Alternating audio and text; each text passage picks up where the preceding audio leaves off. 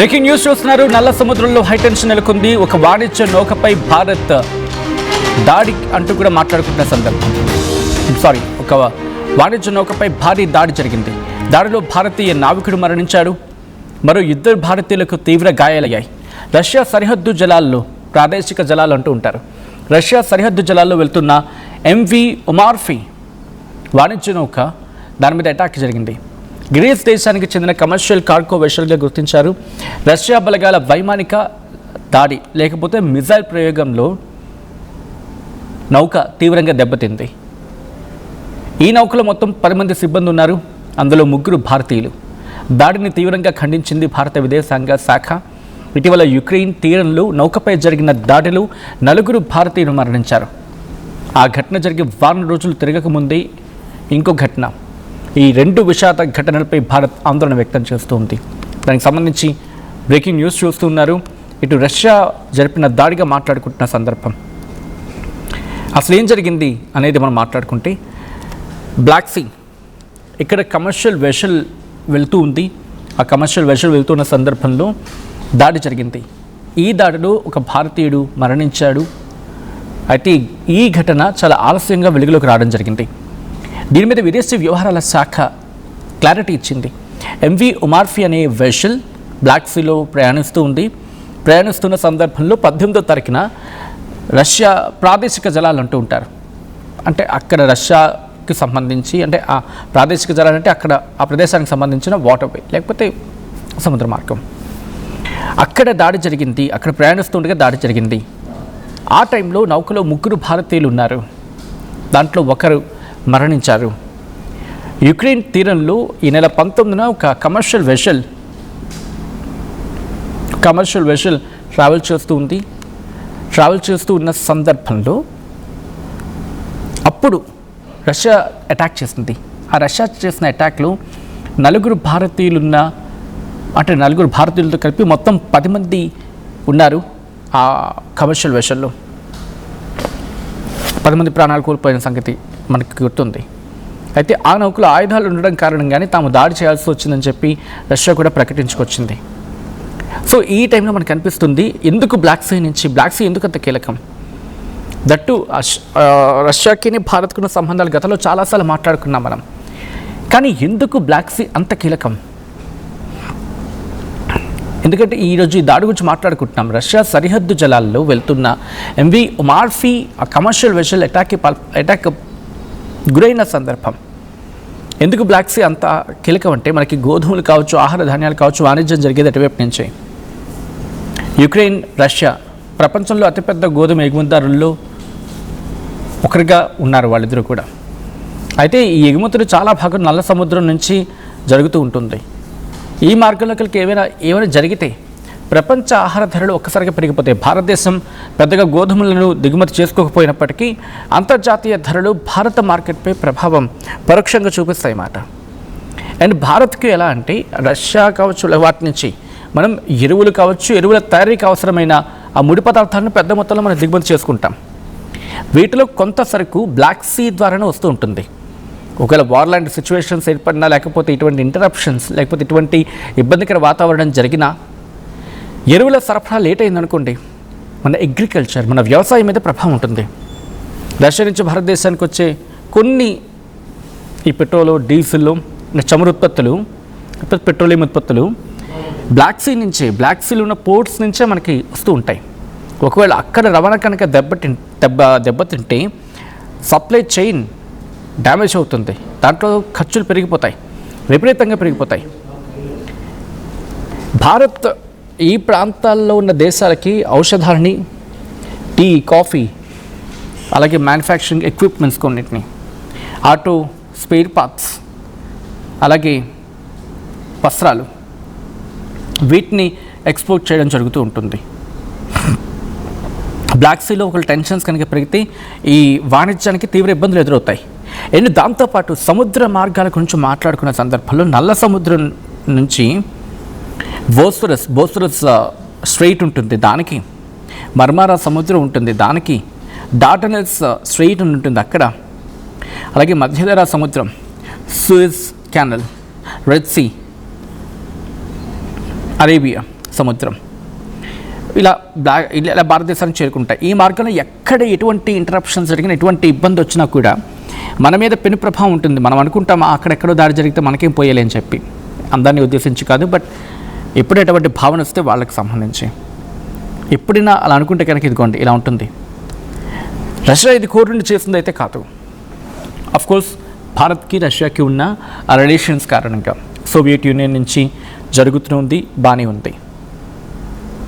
ఎవరు చెప్పినట్టుగా Russia India ఫ్రెండ్రా, కరెక్ట్, రష్యా ఇండియా ఫ్రెండే, బట్ అటాక్స్ అయితే మాత్రం జరుగుతూ ఉన్నాయి. వాళ్ళదే అంటూ ఉన్నారు, మేము దాంట్లో ఆయుధాలు మాకు కనిపించింది, అందుకే మేము అటాక్ చేస్తామని చెప్పి రష్యా సమర్థించుకుంటోంది. సో అందుకే ఇక్కడ రష్యాను గట్టిగా ప్రశ్నించలేకపోతున్న సందర్భం.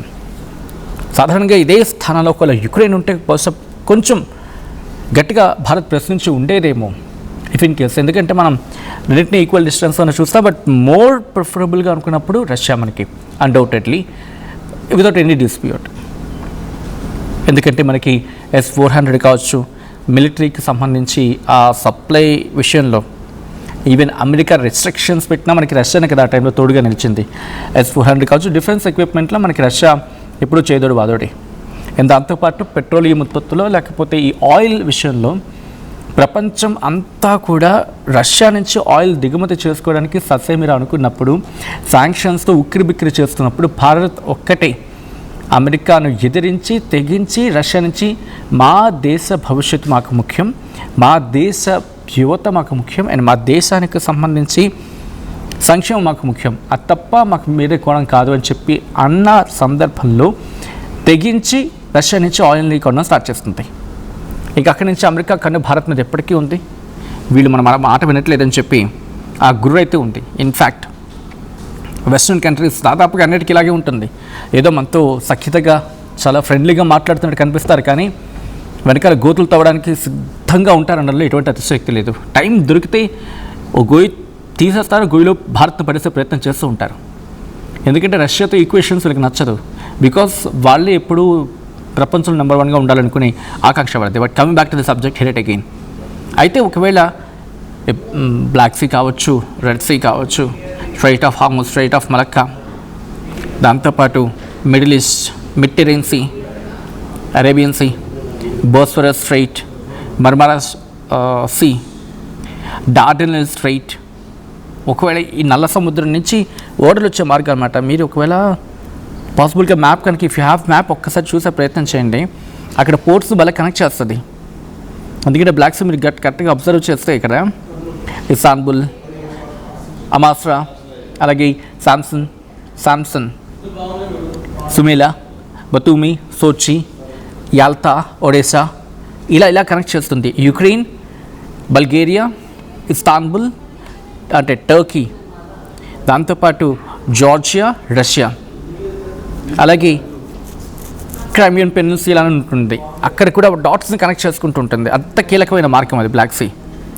సో అక్కడ పోర్ట్స్ మీరు చూస్తే ఏదో మళ్ళీ నార్మల్గానే అనిపిస్తుంది, గట్టిగా అబ్జర్వ్ చేస్తే మళ్ళీ చాలా నార్మల్గా అనిపిస్తుంది. బట్ బ్లాక్ సీ నుంచి మనకి చేరాలంటే ఉన్న ఒకటే ఒక మార్గం. ఇస్తాన్బుల్ దగ్గర ఒక అంటే రూట్ ఒకటి ఉంటుంది బ్లాక్ సీ నుంచి, సో అలాగే చేరుకుంటాయి అన్నమాట. ఒకవేళ అదే జరిగితే ఇప్పుడు ఇబ్బందిగా మారే అవకాశం ఉంటుంది. యాజ్ ఆఫ్ నౌ భారత్ రష్యాతో మాట్లాడుతూ ఉంది, ఈ అటాక్ పట్ల అసంతృప్తి వ్యక్తం చేస్తుంది. సో రష్యా ఎలా స్పందించబోతూ ఉంది, రష్యా ఏం సమాధానం ఇస్తుంది అనేది మాత్రం ఆసక్తికరంగా మారింది. ఈ కథను మిమ్మల్ని కాస్త కలవరపరచవచ్చు, దీనికి సంబంధించి తగిన జాగ్రత్తలు తీసుకోవాలని ఆర్టీవీ సూచించడం జరుగుతోంది. This is a disturbing content, వీరి డిస్క్రిప్షన్ ఇస్ హైలీ అడ్వైస్డ్. ఒక్కసారి ఆ దృశ్యాలు చూద్దాం.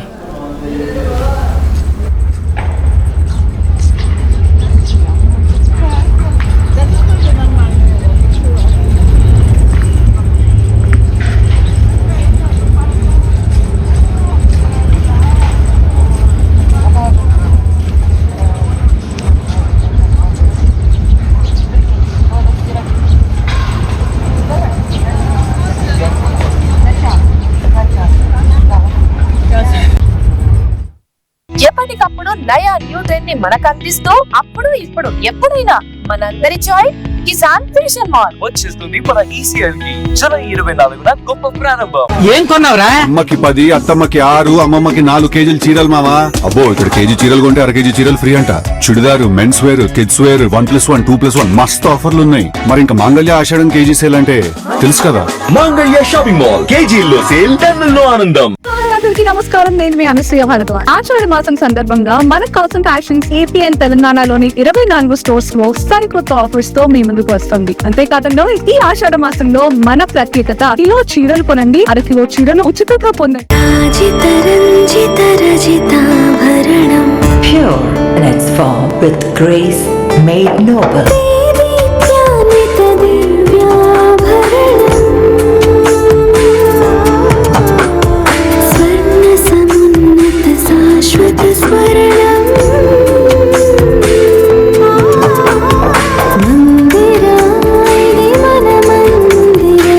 Mandira Premium Silver Jewelry by Manipali.